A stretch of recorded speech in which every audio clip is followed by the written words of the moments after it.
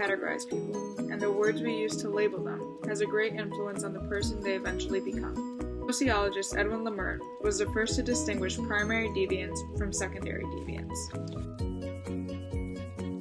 Here we have the story of a teenager named Jim. Jim has been smoking pot since freshman year, and he likes to smoke in the park behind his school with his other classmates. Jim lives in Pawtucket, and all of the adults are aware that he smokes weed. When they see him in the streets, they call him names like stoner, pothead, and drug addict. Hearing this, Jim begins to make these names part of his identity. He embraces the idea of being a stoner, and he starts to identify himself as one. Eventually, being a stoner becomes Jim's lifestyle. He takes to being high all hours of the day, and this prevents him from being in school and having a job.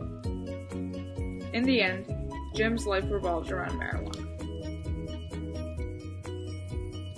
Jim's story is a perfect example of the difference between primary and secondary deviance. When the people around town found out Jim smoked marijuana, they noted his actions as deviant, and they began to call him names. This is primary deviance. We see secondary deviance when Jim accepted the names he was being called and lived his life according to that.